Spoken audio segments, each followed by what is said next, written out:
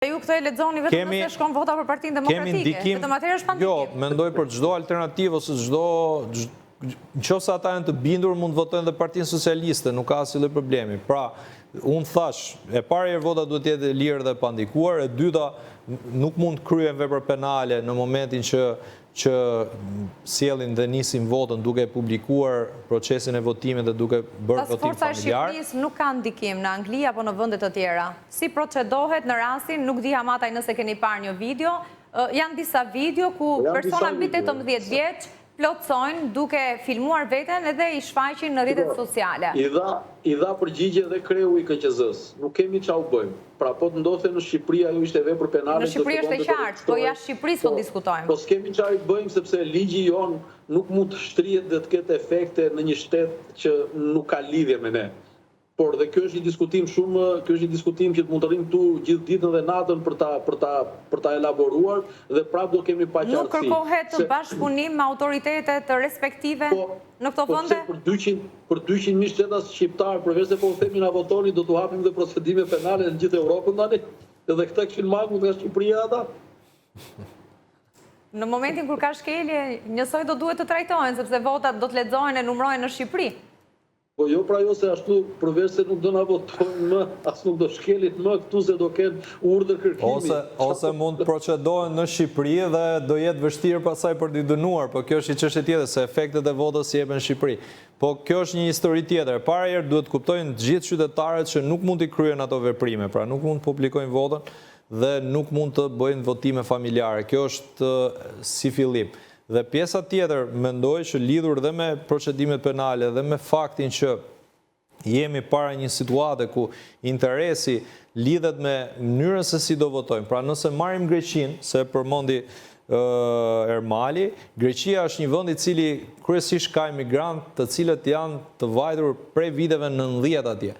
Shumica atyre dhe një pjesë e emigrantëve të Greqisë kanë shkuar në shtete të tjera, ata të cilët kanë pasur mundësi dhe kanë pasur dokumentar, pra që do thotë kanë emigruar në Gjermani, në Zvicër, në shtete të tjera të Bashkimit Evropian për shkak lehtësirave që kanë pasur nga pasaporta greke.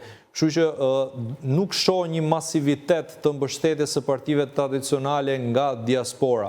Mendoj që do t'jenë në nivelin e dur një pjesë e mirë e emigrantëve apo diasporës për të sjellë një frymë të mirë në Shqipëri.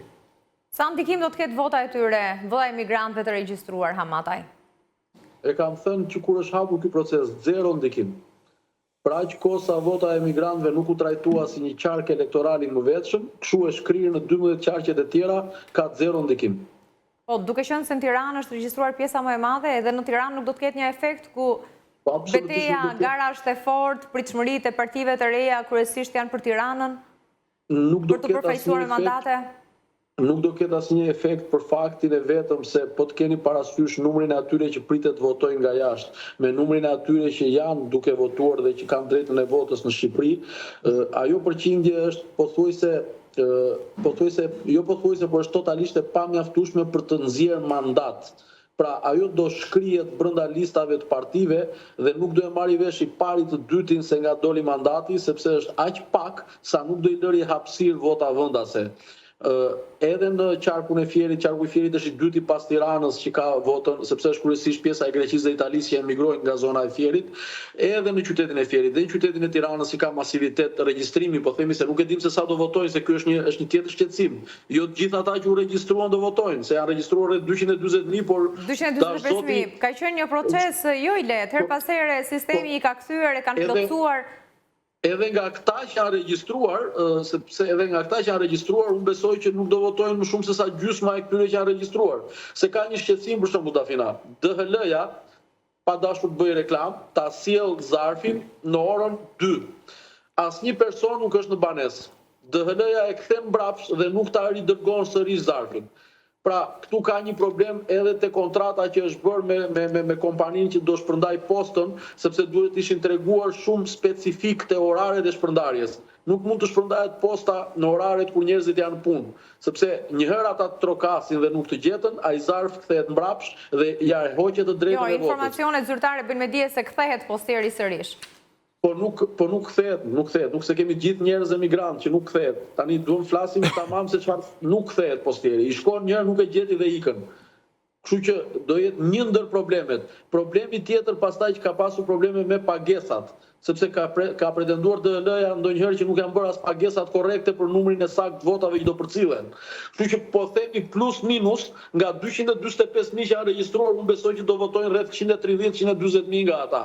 Dhe 130-140.000 e pjesëtuar me 12 nuk është asgjë për të ndikuar apo për të prishur ndonjë rend apo ndonjë status quo. Ajo do jetë thjesht një vot eksperimentale këtë herë dhe ndoshta në të ardhmen, duke qenë edhe masive, mund të ketë efekt.